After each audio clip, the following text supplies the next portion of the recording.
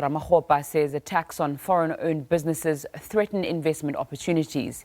He says if such attacks continue, this will put doubts in the minds of investors on whether Gauteng is a destination of choice for investment. Ramokgopa was speaking during his visit to Soweto, where shops belonging to foreign nationals were looted last night. 7 people have been arrested. Ramokgopa says there's a need to address the challenge of unemployment and poverty. Let's get more on the story now. I'm joined in studio by Maageketla Mohlabe, who's been following that story. Very good afternoon to you, Maageketla. Talk to us about what happened.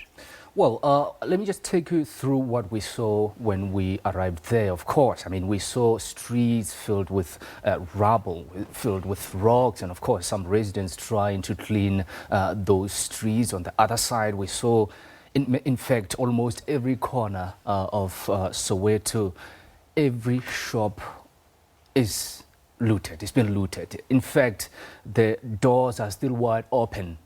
We also saw some of these buildings, they have holes. In other words, that's where some of these looters managed to gain the entry into those shops. And of course, what we are hearing from the ground, but these remain allegations. We hear that this is because some of the people saying that they are doing this in retaliation against what happened last week or 2 weeks back in downtown Johannesburg CBD, when the police were actually on a standoff between the informal traders in downtown Johannesburg during that raid. But what we are also hearing is that this could be some sort of a grouping that really orchestrated this particular looting last night, because I mean, you'd always expect this kind of activities when there are protests, but we didn't hear any report of protests. Of course, we also heard from police saying that they didn't hear any sort of protest in the area yesterday. They were actually just caught by surprise to hear that there were some looting activities happening in that area last night. And what are officials saying? Of course, we actually spoke to Dr. Kgosientso Ramokgopa as well as K. Makubele. Of course, Ramokgopa on the other side saying definitely this is actually giving us a bad name, giving the South Africans a bad name out there when it comes to the economy of the township. Also, K. Makubele saying that, of course, they will definitely be monitoring the situation. But let's just have a listen to what they had to say. We think that there must be a two-pronged approach. The first one is law enforcement, ensure that we stop acts of illegality, ensure that the assaults, acts of criminality are brought to an end.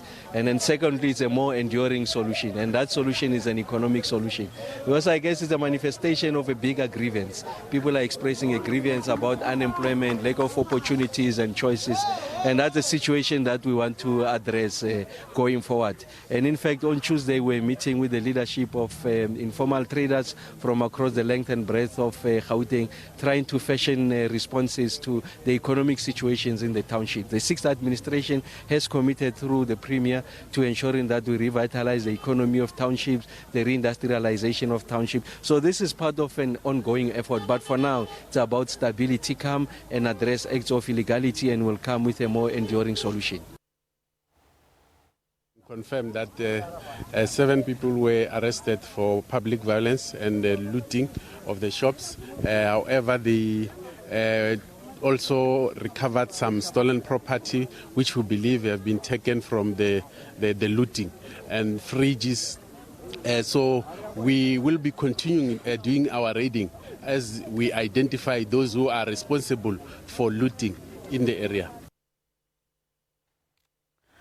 Maageketla, what are people who are staying in Soweto in these areas where the looting is taking place saying about what's going on? I'm sure you are aware that many of these foreign nationals are basically renting out these buildings. And of course, we had an opportunity to speak to one of the landlords there, actually giving us a detail of what was happening last night. And of course, what she said is that obviously all of them were under attack, irrespective of whether you're local or foreign. And what she said said is that definitely they will lose some money this month, and they're not sure if these foreign nationals will be coming back to continue with their business that side. But let's have a listen to what she had to say, as well as some of the residents. We lose many things because they broke up our windows, they break the doors, so we did lose.